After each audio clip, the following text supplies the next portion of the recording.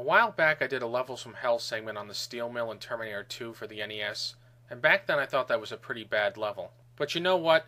After playing the police station level in this game, I'll take the steel mill or any other part of T2 over this fucking level. That's how bad it is. Now I could have chosen any level in this game as a level from hell, because let's face it, every single level in this game is fucking horrible. They didn't do one goddamn thing right in this game, except maybe call it the Terminator, and I'm surprised they even fucking got that much right. But I think the police station level is emblematic of all the problems in the game, so I'll focus on that and exclude the other levels. So let's get into it. Levels from Hell, the Terminator, the police station level.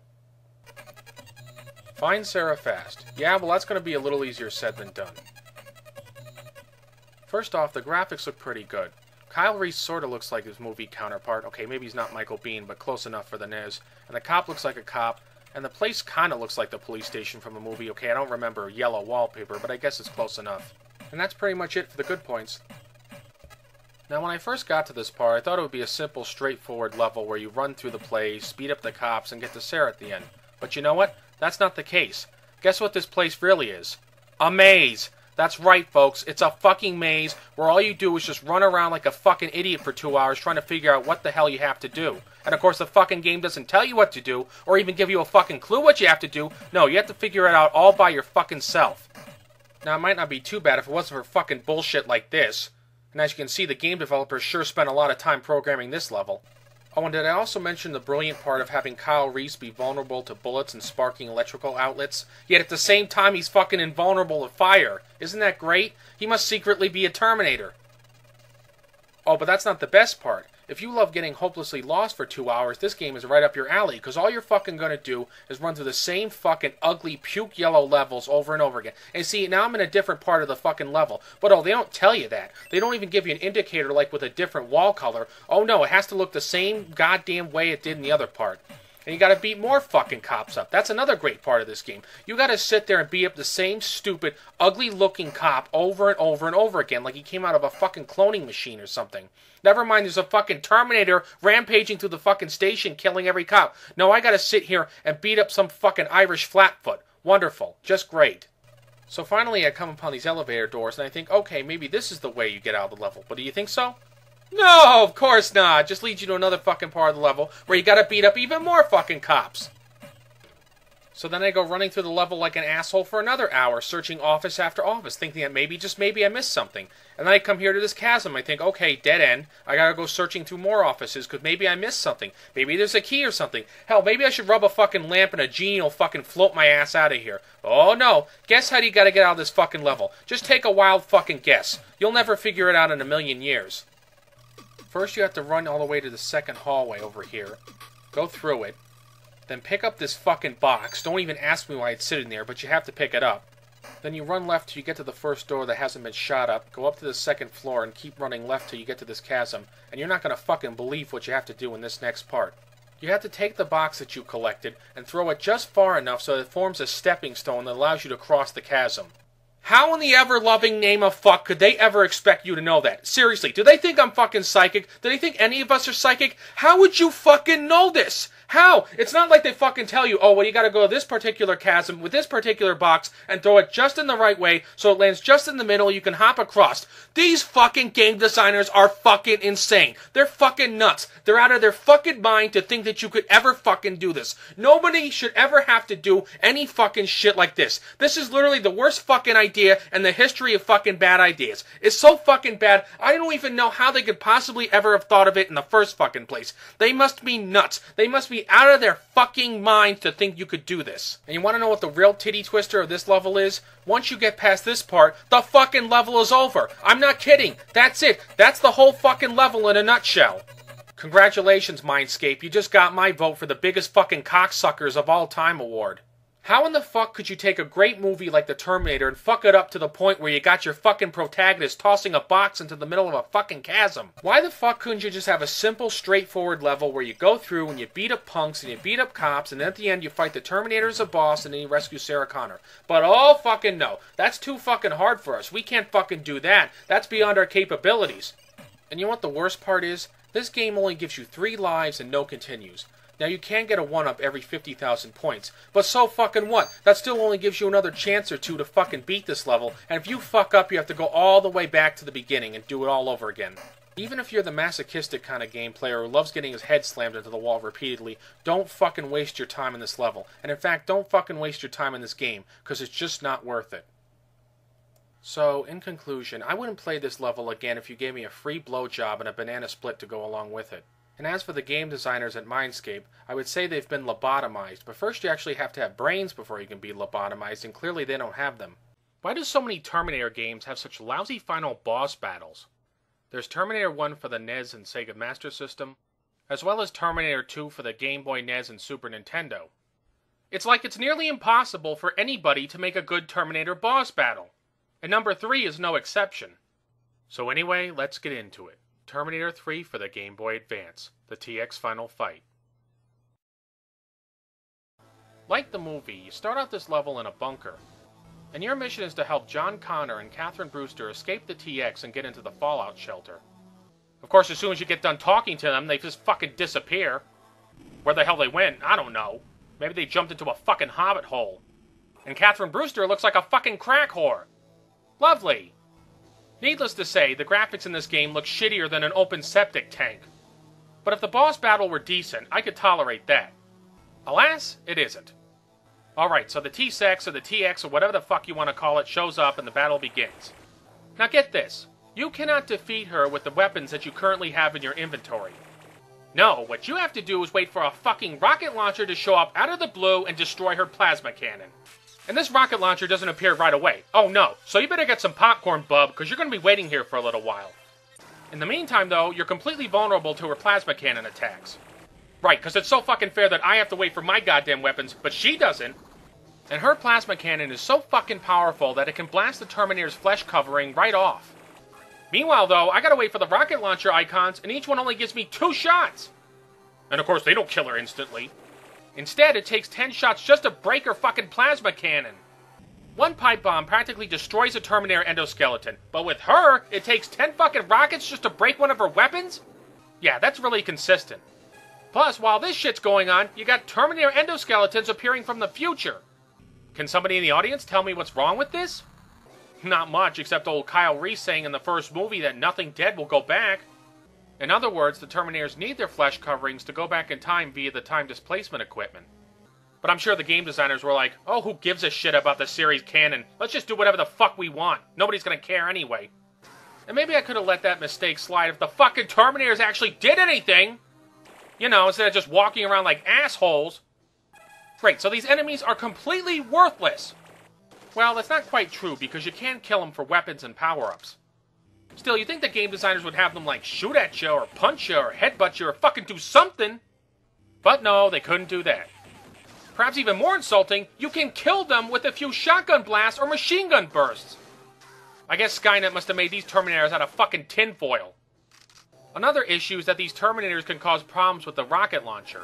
Specifically, when you shoot an RPG, it's like a homing missile and it will home in on the nearest target. So if one of these goddamn endoskeletons are nearby, it'll take the hit instead of her, and you'll have just wasted a shot. It might have been nice if they gave you a rocket launcher that actually fired straight ahead. You know, like a real one.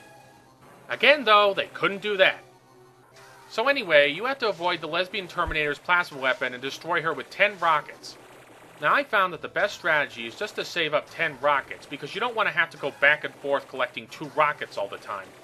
But of course, they put them all the way on the left side of the screen, so if you stay there, you're going to be vulnerable to the TX's attacks. Which brings me to yet another gripe. This whole 3D perspective really sucks, because you can only see so much of the screen at a time. Couldn't they have set the battle in a regular room, or at least maybe give you a radar screen? Of course not! Jesus Christ, you'd think there'd be enough problems for one boss battle, yet they just keep on piling them on. The TX's AI is so stupid that she ought to win an award for the biggest knucklehead ever. She walks up to you and shoots her gun at you. Which, admittedly, is more than the T-1000 in the Game Boy version of T2 ever did. But get this. Sometimes she'll just fucking walk away. What boss worth their salt just walks away from a battle? And it's not even a strategic retreat. It's like, oh, I'm going for a smoke break. Later, guys. Or maybe she's just going off to inflate her boobs. Worse yet, sometimes she'll accidentally destroy her fellow Terminators. They must have upgraded her from a T-ARD model Terminator to a T-WAT model. What's even more aggravating, though, is that you can beat her so easily. All you have to do is get her to stop in a spot, particularly one away from the left side of the screen.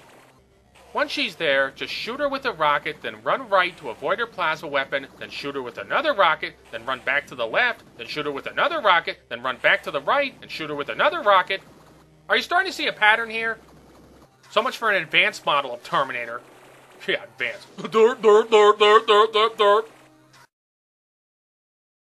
Okay, so once her plasma cannon is destroyed, John Connor will appear with a message.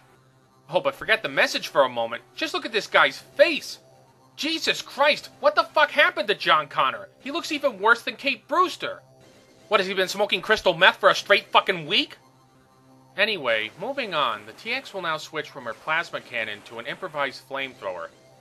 And instead of RPGs, you have to use grenades. Why? Don't ask me, folks. I'm not the one who made this game.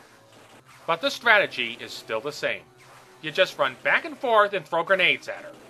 And to the game's credit, they do give you a few more grenades than they did RPGs. Then again, you have to use like 20 of them to destroy her in this form, so the game's not helping you out that much. Just like the last part, it gets really fucking old and really fucking boring really fucking fast. The only real danger here is screwing up and getting into her line of fire. And like the plasma cannon, the flamethrower can cause you a lot of damage. However, there's a regeneration cylinder nearby in case you get really badly hurt. Fuck up though, and you have to start the whole battle over again. To quote Anakin Skywalker, yippee! After her flamethrower is gone, she'll turn into a refugee from Spielberg's AI. And then you can start shooting at her with your conventional weapons. Now this part is just ridiculously easy.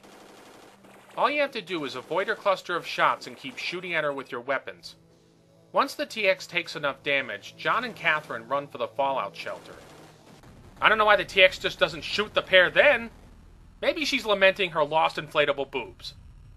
Next comes, quite possibly, the stupidest part in this whole battle. You really won't believe this. It's that stupid. According to future Catherine Brewster, the T-850 has to take enough damage to dislodge its last fuel cell. And once that bad boy's out, you have to toss it at the TX like a grenade. This was really fucking stupid in the movie, and it's even worse here! Destroying the Terminators in the first two films made a whole lot more sense. Here, though, you toss it at the TX and it nukes it. Alright, so the fuel cell can vaporize everything within a couple 100 feet. Then why the hell didn't it blow up when Sarah Connor crushed the first Terminator in the steel press? Or when the T-800 got dunked in molten steel in the second movie? A little consistency would be nice. Or maybe because it was a T-850 and Skynet was stupid enough to put too many H-bombs in it.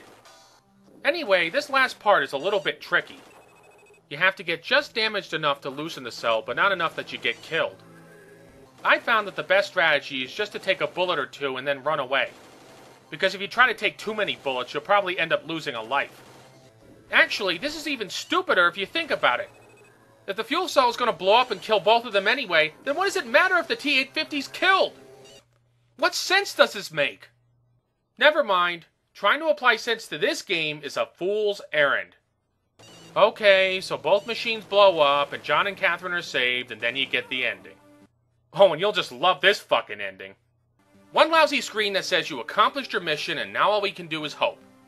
I mean, Skynet's killed almost everybody in a nuclear war, but we hope everything's gonna be okay, right? Gee, wow, that's so uplifting. And what the hell is that sound that the TX makes? Did she just have an orgasm or pass a kidney stone? Ugh! Jesus Christ, that's so fucking funny, it almost makes the boss battle worth playing. Since I hated the third Terminator movie so much, I was kinda hoping that this boss battle would redeem it in some way. Unfortunately, that was not the case. This boss battle sucks just as much as the movie it was based on. So in conclusion, this boss battle is about as fun as having the TX give you a prostate exam with that spiky finger of hers. Do yourself a real big favor, skip this crap, and go play a better Terminator game, like the one for the Genesis. I suppose I should have quit while I was ahead, but oh no, stupid me, I had to go back and play another level of the Terminator for the NES. But if you thought that the police station level was cataclysmically awful, it's nothing compared to the final level of this game. This is a boss battle that fucking defies belief. To say it's stupid would be the world's biggest understatement. In fact, this final boss battle is so fucking terrible that I'm actually looking back fondly at the T-1000 fight in the Game Boy version of Terminator 2. That's right, a final boss battle where the boss just stands there is more enjoyable than this boss battle. That ought to tell you something right there. Anyway, let's get into it. Stupid boss battles, the Terminator for the NES. So you start out in the computer factory, and actually the graphics look fairly decent. Okay, let's be honest, they're not going to win any awards or anything, but at least the game designers tried to make it look like the movie. I'm not saying they succeeded totally in that regard, but at least they tried. Unfortunately, the graphics are the only part they got right, so savor the palette while you can, because from here it all turns to shit. My first complaint with this boss battle is that the level design is very confusing. When I first got to this part of the game, I honestly thought that I had to jump onto the platforms and go up to that vent shaft or that door or whatever the fuck it is. Doesn't it look like you have to go through it? You would logically think that because the platforms are going that way, but oh no, you have to go to the right. Why make the platforms accessible if you can't get through the door yet? And furthermore, why not just put the door on the right side of the screen instead of the left, since normally people go from left to right? Wouldn't that make more sense? But oh no, they couldn't fucking do that. Who'd want to make sense, right? Now, before you begin the level, the game tells you that you made it to the factory and you have to destroy the Terminator. Now, that's all well and good, but they conveniently left out a few facts. Like, for example, you have to go run and get a box. And not only do you have to go get a box, you have to toss this box in just the right place above another box just to get to a higher level. And then after you get to a higher level, you have to go run and get a key. Then once you got this key, you have to run all the fucking way back to that door just to open it.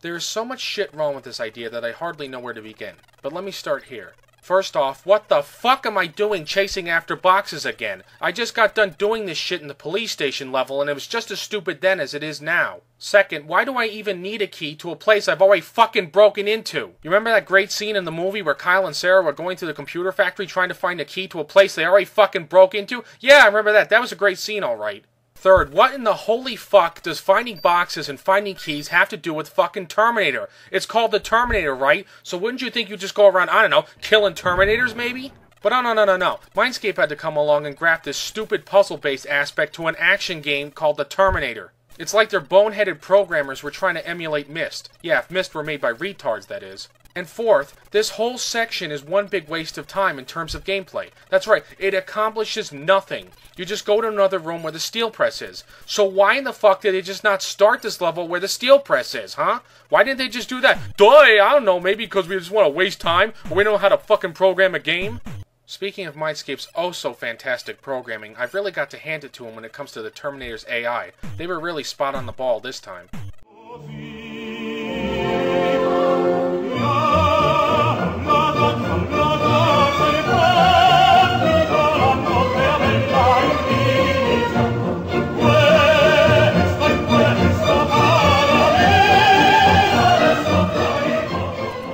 So this model of Terminator can't duck and punch at the same time, and he jumps over his victims to his death. Yeah, that sounds like a real advanced killing machine. What the fuck? Did Skynet send back the T-ARD model of Terminator, or what? Oh, but the crazy hijinks don't stop there, oh heavens no. Along with nitwit Terminators, you also have to deal with Mindscape's wonderful collision detection, which makes an already aggravating boss battle nearly unbearable.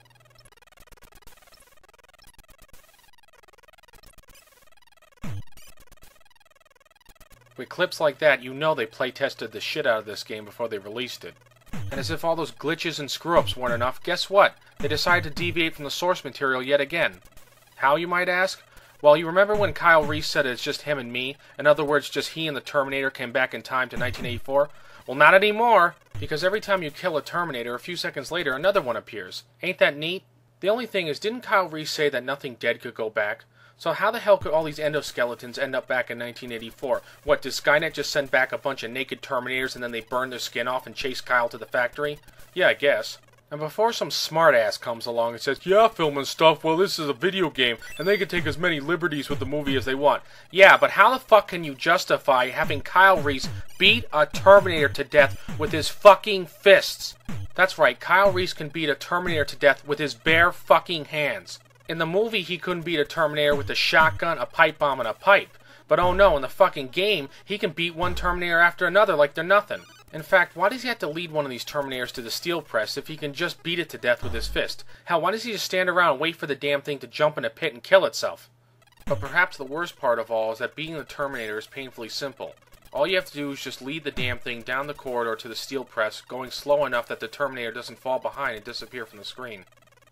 When you get to the press, you have to lure the Terminator onto it by jumping onto it and then falling off the left side. And if you time it right, it'll get crushed. But if you time it wrong, you'll get crushed. But then again, that's about the only fun you're going to have in this boss battle, so you may as well enjoy it.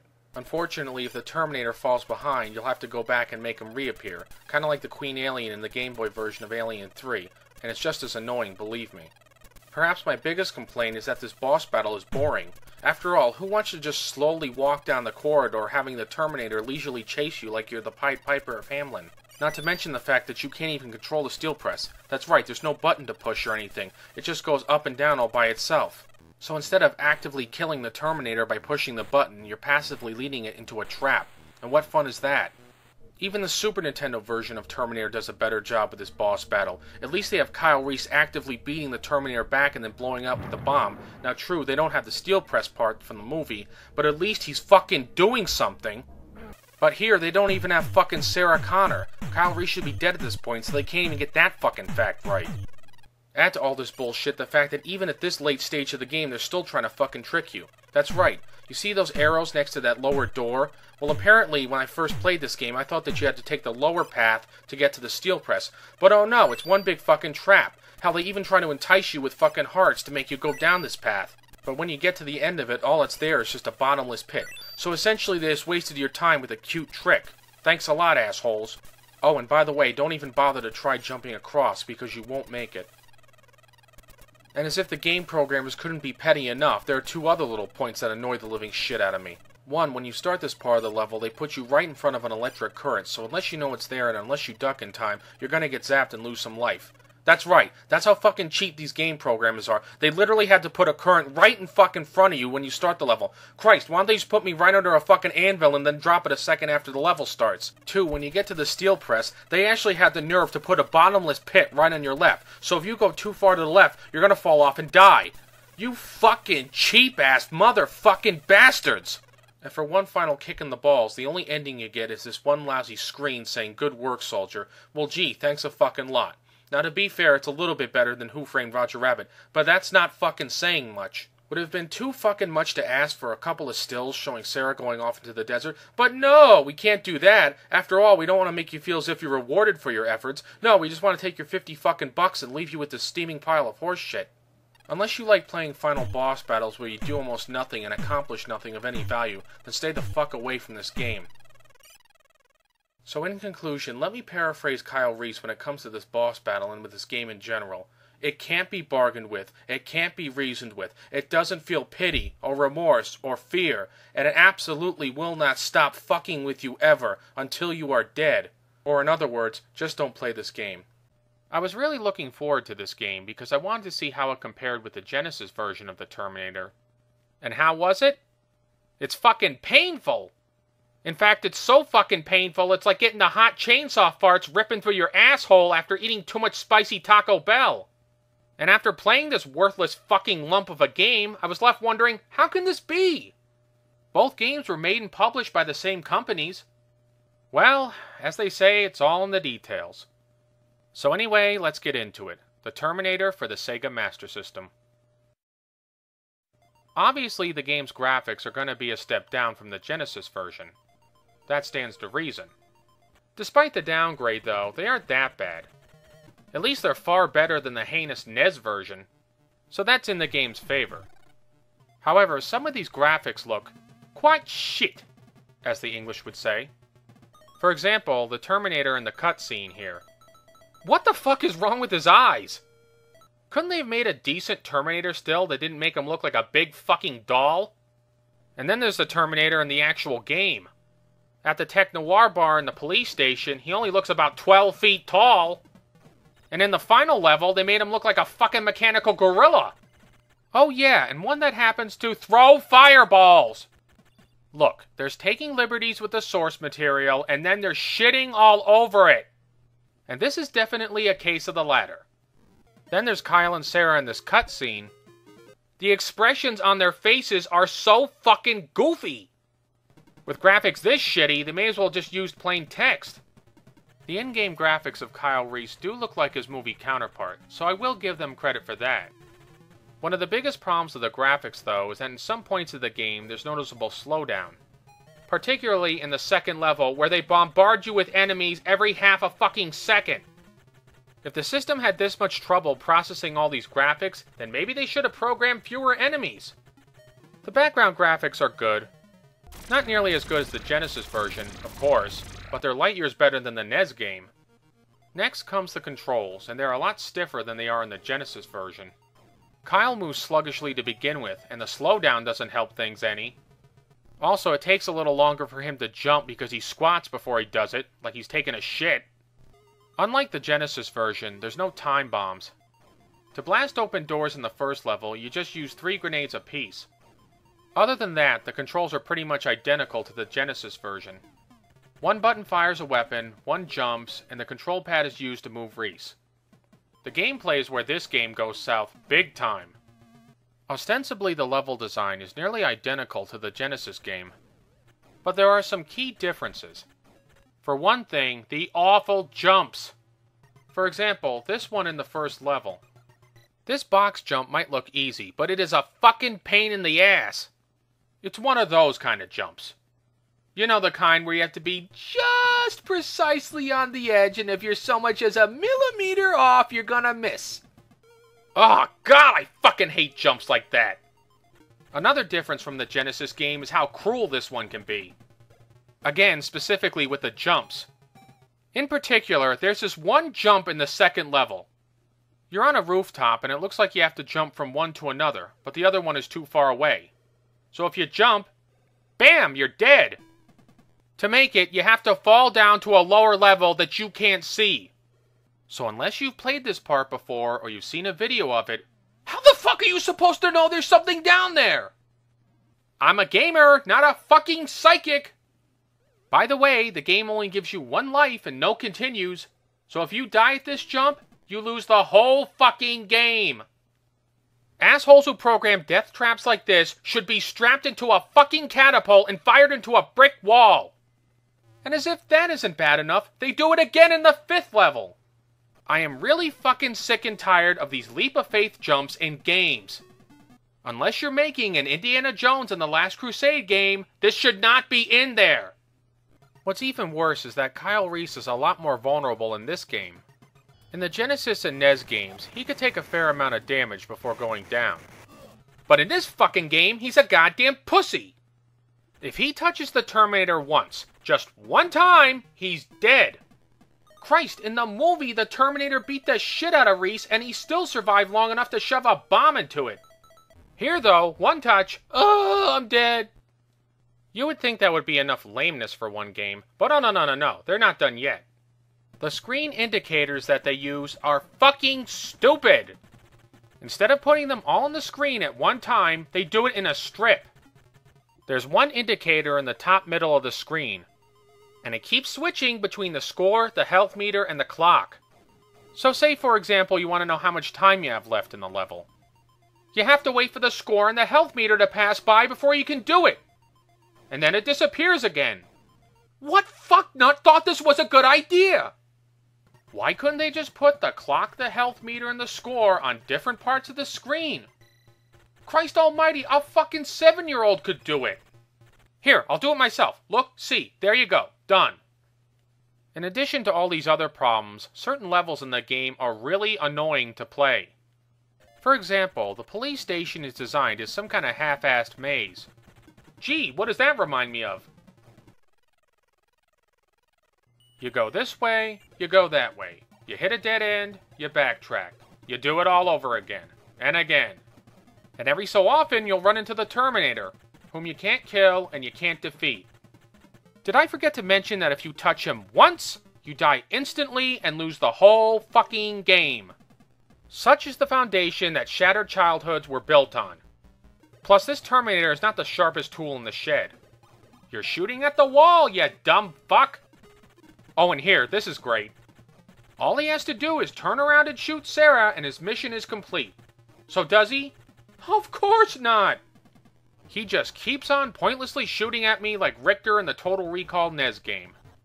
With cyborgs this stupid, Skynet deserved to lose. The boss battles are just as terrible. Like the Tech-Noir fight. In the Genesis version, it was pretty cool. But here, it is just a fucking chore. Basically, you have to blast the Terminator out of the club. Which sounds cool and true to the movie.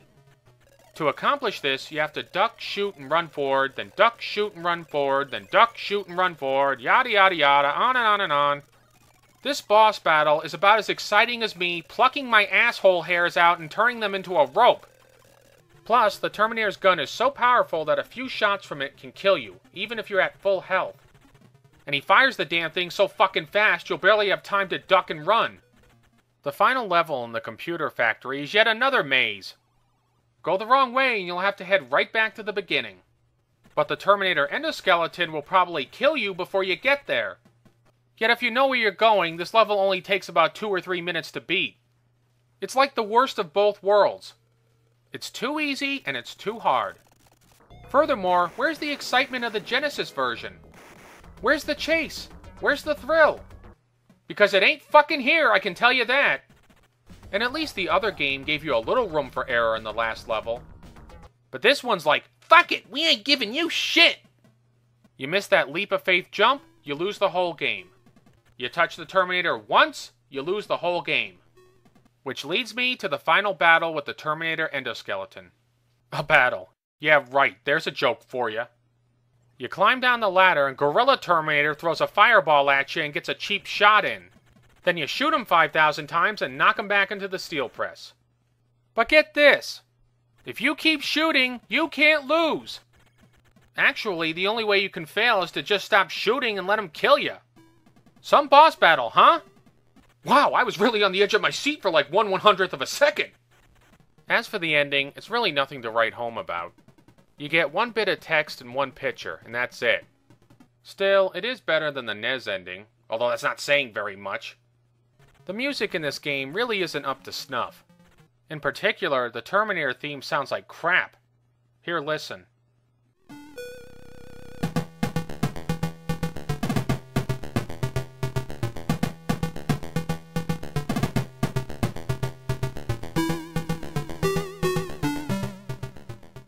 The other music in the game sounds off too. It's almost like it doesn't belong in a Terminator game, like this theme.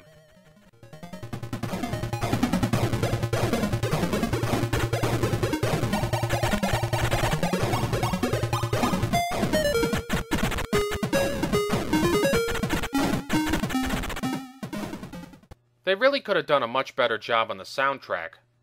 Overall, I wouldn't recommend playing this game unless you're desperate to play anything with the word Terminator in it.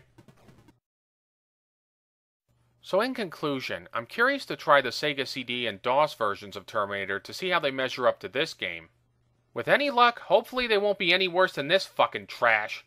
If you saw Terminator 2 the movie, you would think that the boss battles in the video game adaptations would be epic. You would think that, wouldn't you? But unfortunately, it wasn't the case in the NES version, and it's certainly not the case here in the Game Boy version.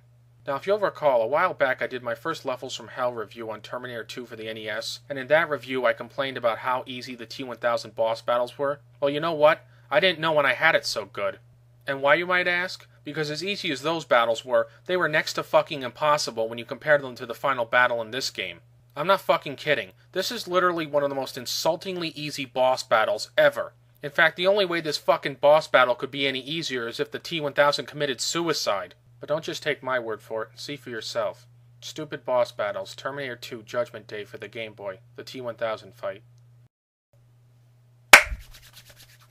Okay, the big knockdown drag-out battle royale between the T-800 and the T-1000. Okay, so they got the steel mill right, they got the T-800 somewhat right, and they got the, what the fuck is that, Visine drops? Oh, I guess they're molten steel, so they got the molten steel drops right, and everything else right. So this battle should be good. Now let's get to it. Alright, so here he is, my arch nemesis, the T-1000.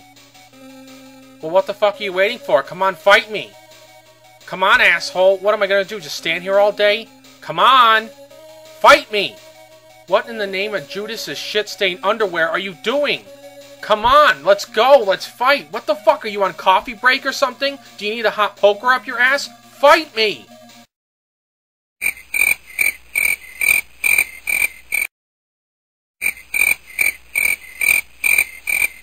Gee, I guess they weren't fucking kidding when they said the T-1000 stands in your way, because that's all he fucking does, stand in your fucking way and not do a goddamn thing. What kind of fucking numbnutses make a boss battle where the boss doesn't do anything but stand around and stare at you all day? Oh, never mind. So anyway, the only way you can get the T-1000 to fight you is to walk close enough to him to get him to start walking towards you. That's right, I didn't fucking make this shit up. You literally have to walk up close enough to him so he starts attacking you. How fucking stupid is this? How in the hell could LJN call this good boss design? For Christ's sakes, even in the NES version, the T-1000 actually, attacked you. He actually posed something of a threat. He didn't just stand there like a fucking goof waiting for you to do something. No, he actually bothered to fight you. Now true, maybe he didn't put up much of a fight, but better some kind of fight than no fight at all. But oh no, LJN couldn't do anything like that. No, instead they had to make the video game equivalent of a still life portrait by Van Gogh. And what's even worse is you don't have to fight the T-1000 in hand-to-hand combat and let him pummel the crap out of you like in the movie. All you have to do is just stand back, pick up one of the machine guns or the grenade launchers that fall from the sky, and shoot them all the way across the steel mill till you get to the molten steel pit. So I ask you, if the boss doesn't present any challenge of any kind, then what's the fucking point in fighting him? The T-1000 in this game doesn't shoot you, doesn't slam you through a brick wall, doesn't throw you through a plate glass window, doesn't get your arm caught in some gears, doesn't beat the fuck out of you with an iron pike or a girder, and he doesn't impale you on that same iron pike. No, what does he do? He just stands there, gets shot, and does the fucking neutron dance. Oh yeah, he's a real formidable enemy. But wait, it gets even worse if you can believe that. Knocking the T-1000 into the molten steel pit isn't as simple and direct as it was in the film. Get this, to knock the T-1000 into the pit, you can't just shoot him with the grenade launcher or even the machine gun. Oh no, that'd be too fucking easy and too much like the film. No, what you have to do is shoot or beat the T-1000 enough so that he changes back from his cop form to his liquid metal form. And no, I'm not kidding. It's not some kind of sick fucking joke that I made up. You literally have to do this to knock him into the pit. Otherwise, you can shoot him with the machine gun and the fucking grenade launcher, and he still won't go in no matter how many fucking times you shoot him. So not only does this boss battle defy logic, common sense in the film, it also defies gravity and the laws of physics. You know something? I gotta hand it to LJN. When they fuck up, they're not just content with fucking up a little bit. Oh no, they gotta go whole hog and screw the fucking pooch. Oh, and then we have LJN's magnificent hit detection, or should I say the lack of hit detection. Look carefully at this clip. I am punching the T-1000. The blow should hit him in the head and knock him back, but for some ridiculous reason it is not doing that. What the fuck? Not to mention the fact that the T-1000 can anally violate Arnold with that big stick of his, even though he's not standing right next to him. But if you think the hit detection is atrocious, you should see the glitch in this game. I mean, the RoboCop 3 glitch was pretty bad, but this one is so ridiculous it almost makes that one look like fun. So after a senselessly easy yet absurd boss battle, you finally manage to knock the T-1000 into the molten steel and he goes down. And you win the game. Hooray! But guess what? Even after you kill the T-1000, you can still jump in the molten steel pit and die. Failure? How could the mission end in failure? I got the arm and the chip, I destroyed Cyberdyne, and I killed the T-1000. How the fuck could I have failed? What, did John Connor slip on a fucking banana peel and fall into the molten steel pit? But even worse, if you time it just right, you can jump into the molten steel pit after the T-1000 dies and still survive because the game cuts to the end screen. Look at this ridiculous shit. My feet are less than an inch or two from the steel, yet I still win anyway. But jump a second too early and you die and lose the game. Who in the fuck programmed this shit? Were the game designers at LJN sniffing windshield wiper fluid when they made this game? So let me get this straight in my head. They can program the T-1000 not to go over the ledge even if you shoot him with the machine gun. But they can't program the Terminator not to go over the ledge?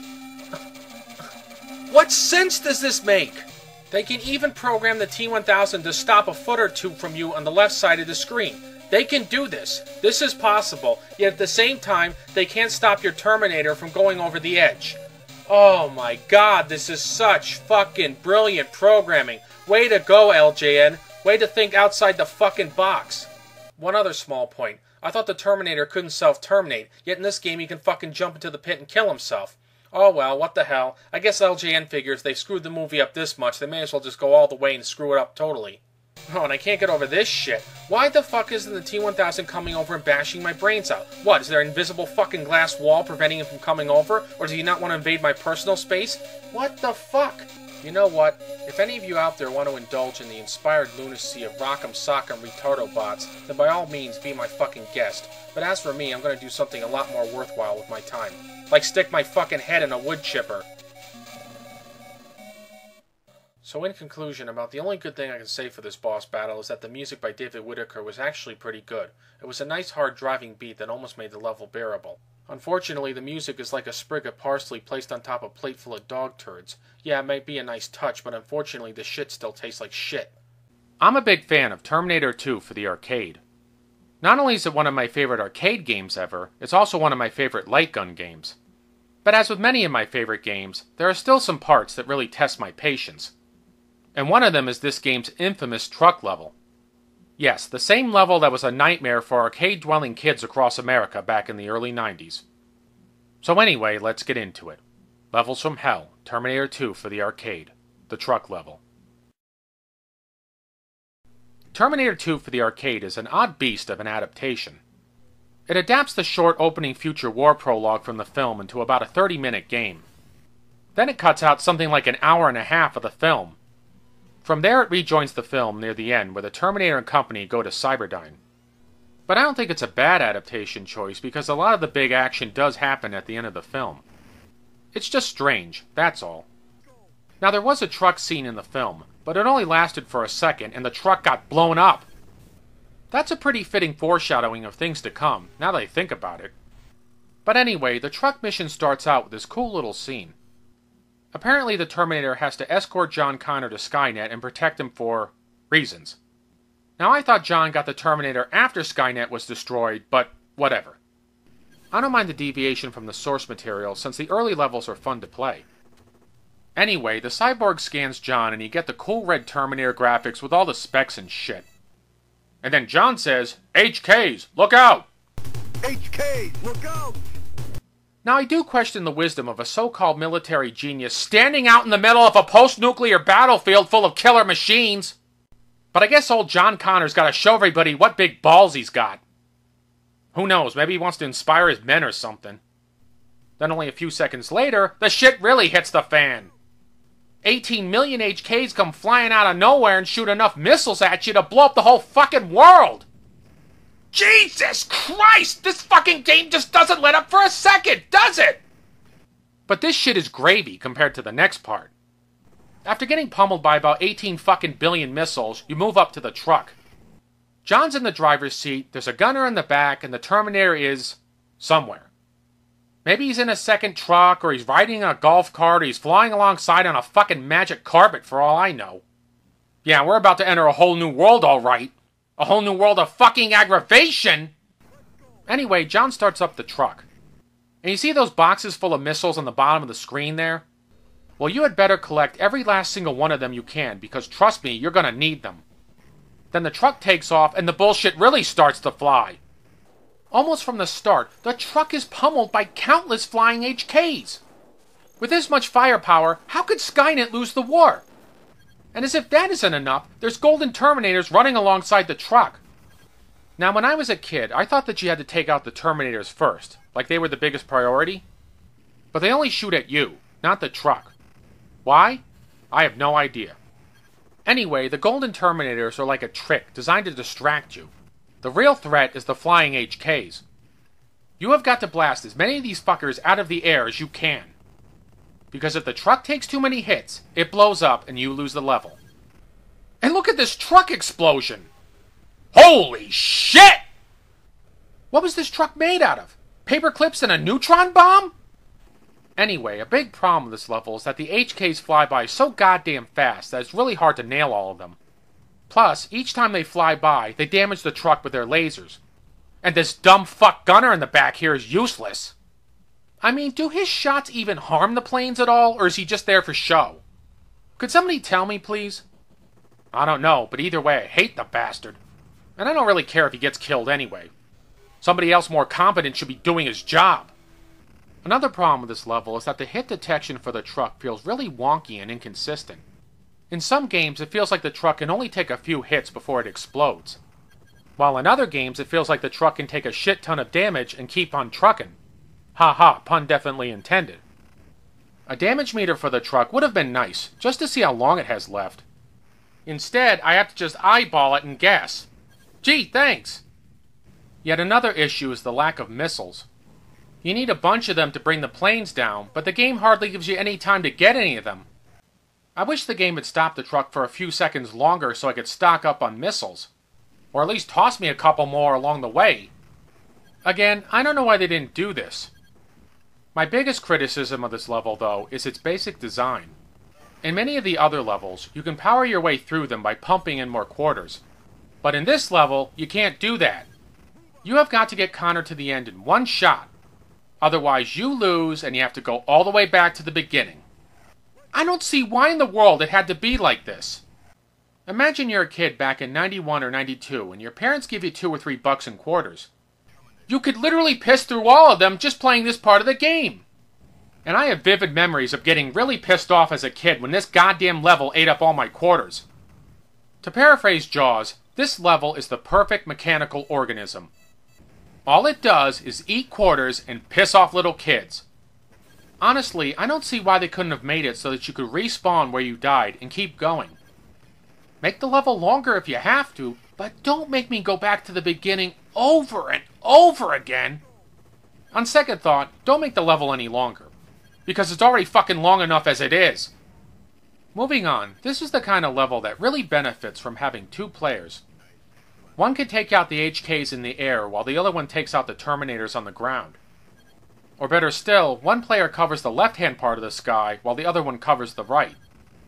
Unfortunately, I don't have a second player handy, so I'm stuck all by my lonesome. Lucky me! Oh, and by the way, you see this failure screen? Get used to it, because you're gonna be seeing it a lot. And does the game have to rub in my defeat anymore? The machines have succeeded. Okay, fair enough. But then it says, John Connor has perished. Yes, I get it, Chief. I lost. Thank you. No need to rub it in. And as if that isn't enough, the game has the gall to say, the resistance is defeated. Okay, enough is enough. Why don't they just have a Terminator walk up and teabag the screen while they're at it? A simple you lose and try again would have been more than enough. Anyway, moving on, I will say that I did find this level easier now as an adult than when I was a kid. And maybe that's because I have a couple of decades of video gaming experience behind me now. Despite that, I still found the level to be an aggravating experience overall. Now when you finally succeed at this level, after a bunch of failed tries, John Connor says, "Excellent!" and goes up an elevator. Excellent! Maybe he's channeling Bill and Ted. Who the fuck knows? At that point, though, I really didn't feel excellent! I just wanted to get the goddamn mission over with. In one game, though, Connor got out just as the truck blew up. I guess that would qualify as Excellent! Now there's another level like this near the end of the game. It's the escape from Cyberdyne in a SWAT van. And it is yet another aggravating escort level. I'm not covering that part today, though, because one of these levels is punishment enough. So in conclusion, I wouldn't let this one aggravating level deter you from playing the game. It's still a lot of fun, and it holds up quite well given its age. Just try and get a second player if you can. Oh yeah, and get a fuck ton of missiles in the earlier levels while you're at it. What is it about the T-1000 boss fights on the Nintendo systems? The Game Boy version sucked? The NES version sucked? So is it really any surprise that the Super Nintendo version sucks too? About the only surprising thing is that it somehow manages to be even worse than the other two versions! So anyway, let's get into it. Stupid boss battles. Terminator 2 for the Super Nintendo. The T-1000 boss fight. Before you get to the steel mill, you have to play through the last of several horrendous driving levels. In fact, these levels are so bad that I could choose any one of them as a level from hell. So by the time I got to the last level, I was in a really foul mood, as you can well imagine. The boss battle starts with the T-1000 appearing as John Connor. One question. How can he do this? I thought he could only reform into objects of equal size. Oh well, I guess they must have just fast-forwarded through that part of the movie. Anyway, you blast him down, he melts back into the ground, and you move on. This brings me to one of the biggest problems in this boss battle. Namely, the T-1000 itself. Every couple of seconds it pops up and you have to blast it back down again. And you have to do this over and over and over and over and over again. Even the fucking movie knew when to quit blasting him down. But in this boss battle, you have to do it 50,000 fucking times. And since you can't harm it or kill it, it does no good. Why couldn't the Terminator just dump liquid nitrogen on it and shoot it to slow it down? You know, like in the film and the arcade game? But no, they had to do this repetitive bullshit. On the plus side though, at least you don't have to jump on the T-1000 to knock it down. However, even in the NES version, you only had to fight it 3 times. But in this game, the goddamn T-1000 just pops up everywhere. And sometimes it'll pop up and then just disappear. It's totally pointless. Also, you don't even have to protect John and Sarah against the T-1000. They just wait around the molten steel pit. Like, duh, it's just another day at the office. And before you can even fight the T-1000 for the last time, you have to go around the mill collecting future objects. Not to mention that this is something that you do in almost every other fucking level. So why do I have to do it here? Why can't I do something different for a change? In fact, the only thing I should be doing is fighting the fucking T-1000. But no, I have to go on some half-assed treasure hunt. You know, the only future objects I should be going after are the arm and the chip from the first Terminator. And I already got them out of the Cyberdyne vault. So why the fuck am I doing this? Fine, let's go look for the future objects. But since they designed this level as a maze, you're going to be wasting even more fucking time looking for them. If they had to make the last boss battle this fucking boring, the least they could have done was added a time limit and got rid of this maze. Here's another problem. The enemy AI is fucking stupid. I already mentioned the T-1000 disappearing for no reason. But then there's this T-800. Duh! It's another T-ARD model of Terminator. Where did Skynet get its Terminator software from? Microsoft? Plus in the original movie, Kyle Reese said that nothing dead can go back in time. So how can T-800 endoskeletons appear in the present without flesh coverings? That's right, game, just keep on ignoring the Terminator canon. So moving on, when you collect all the future objects, you can finally fight the T-1000. But first you have to find your way back to the platform above the molten steel pit. And you have to shoot down the T-1000 a million times. And destroy T-800s. And avoid molten steel drops that take away 4 life points. When at long last you get to the final battle, it's way too easy! At least the first part anyway. John just runs around like he snorted too much cocaine, but Sarah actually helps you, believe it or not. Not that her help matters all that much, because there's almost no way you can fucking lose! The T-1000 pops up, you shoot it back towards the pit, it melts back into the floor, then it appears a little further back, and you shoot it again. The only way you can lose is to shoot it with your pistol, or not shoot it at all. How is this a challenge? Couldn't they have given it more attacks? Or maybe have it threaten John and Sarah? To be fair, it does attack with its pistol and spike arm, which is more than it did in the Game Boy version. So they got that much right. Listen to me! I can't believe I'm praising a game for having a boss who actually attacks you! But there you go, that's how low I've sunk. One other small point. Why can't the Terminator blast the T-1000 over the edge with the M79 grenade launcher? You know, like he did in the movie? Admittedly, though, I would have liked to seen the Terminator use the minigun on the T-1000. That would have made quite a mess. Back to the battle itself. It takes no real effort to knock the T-1000 off the platform. You blast him off and you think, okay, that was too easy, but it's over now. Wrong! It ain't over yet! Get this. You have to go down to the bottom of the pit and fight the melting T-1000. Jesus Christ! Did they see the fucking movie? The molten steel melted both Terminators.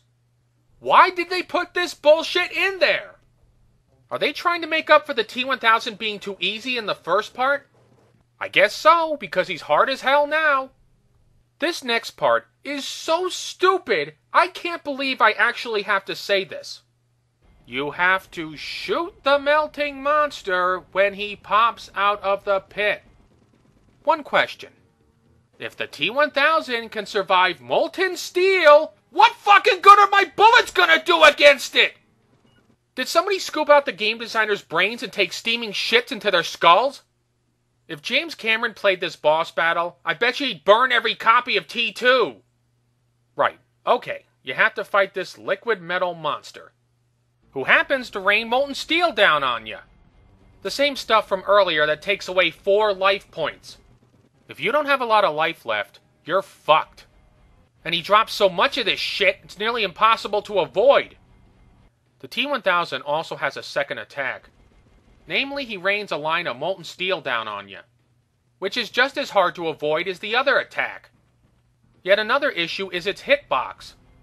It's so fucking small that you have to aim the minigun dead center on it. Otherwise, you won't do any damage to it.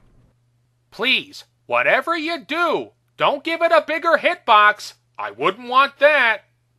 Or a damage meter for that matter. I don't want to know how much life my enemy has left. It pains me to say, but there is one good point to this boss battle and the game as a whole. If you die at any point, you do get 50% auxiliary energy given to you, which is a nice touch from the film. But if you lose that, you lose the whole fucking game! At this rate, I say fuck it! Let Skynet take over. After beating the molten steel monster, the whole place blows up. And John and Sarah and the Terminator all die. Okay, they don't die. But why does the whole fucking steel mill have to blow up? It wasn't in the movie, and it doesn't add anything to the game. Hell, if they're gonna do this to the boss battle, then why not just change everything? Why not play as John and Sarah and have them escape from the exploding steel mill? At least that would make a little bit of sense. Then again, sense is the last thing this boss battle could ever make. Oh, and guess what other deviation the game made from the movie? The Terminator gets sucked into a time displacement bubble. Huh? Just have the Terminator lowered into the molten steel. It's not that hard. This is as bad, if not worse, than Empire Strikes Back for the NES. Even the ending fucking sucks. A few grainy images and some text telling you that you saved the world. Gee, thanks. But if you lose, the game rubs it in and says the whole world's fucked because of you. A simple game over screen would have sufficed. I wish the T-1000 could fist the game designer's asses with its spike arm. Out of all the T-1000 boss battles on the Nintendo systems, this is by far the worst. Avoid it and the rest of the game unless you like wasting your time. So in conclusion, T2's message was that there was no fate but what we make for ourselves. But for the makers of shit like this boss battle, there's only one fate. Failure.